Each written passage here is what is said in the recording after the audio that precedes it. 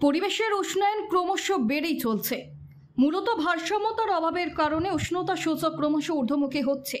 আর এই উষ্ণায়ন থেকে রক্ষা পেতে হলে এর মূল উপায় হচ্ছে বৃক্ষরোপণ। আর এই কথা মাথায় রেখেই বুধবার আগরতলা ডক্টর বি.আর. আম্বেদকর উচ্চ বিদ্যালয় এবং ইকো ক্লাবের উদ্যোগে বৃক্ষরোপণ কর্মসূচির আয়োজন করা হয়েছিল। এই কর্মসূচিতে মেয়র তথা ৭ রামনগর বিধানসভা কেন্দ্রের বিধায়ক দীপক মজুমদার, এলাকার কর্পোরেটর জাহ্নবী দাস চৌধুরী, মার্ক ফেডের ভাইস চেয়ারম্যান সঞ্জয় সাহা সহ অন্যান্যরা উপস্থিত ছিলেন।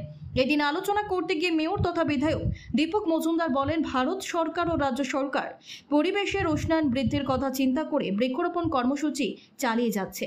তিনি উল্লেখ করেন, প্রধানমন্ত্রী নরেন্দ্র মোদীজি এক পেড় মা কি নাম কর্মসূচির ঘোষণা দিয়েছেন। সেই মোতাবেক রাজ্যেও এই কর্মসূচি পালন করা হচ্ছে।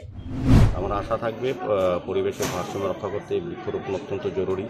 আজকের আমাদের সারা বিশ্বে এখন সবচেয়ে প্রয়োজনীয় বিষয় এবং আমাদের ভারত সরকার, আমাদের রাজ্য সরকার এবং আমরা প্রত্যেকেই বৃক্ষরোপণে যোগ দিয়েছি। আমাদের প্রধানমন্ত্রী মোদীজি বলেছে এখন থেকে এক মাকে নাম, মানে আমরা একটা বৃক্ষরোপণ করব, মার নামে করবো। যেমন মাকে আমরা যে শ্রদ্ধা করি, যেভাবে যত্ন করি, সেভাবে আমরা গাছকে যাতে যত্ন করতে পারি, সেই কারণে মার নামে এক একটা বৃক্ষ আমরা এখন প্রতিদিনই আমরা প্রতি জায়গায় রোপণ করার চেষ্টা করব, প্রত্যেক ব্যক্তি। তো সেই উদ্দেশ্যে আজকে এখানে আমি বলবো যে বন উৎসবকে সামনে রেখে বুনিয়াদী শিক্ষা দপ্তর এবং আম্বেদকর বিদ্যালয়ের উদ্যোগে আজকে গাছ আমরা রোপণ করেছি। আগামী দিনও এই প্রোগ্রাম জারি থাকবে।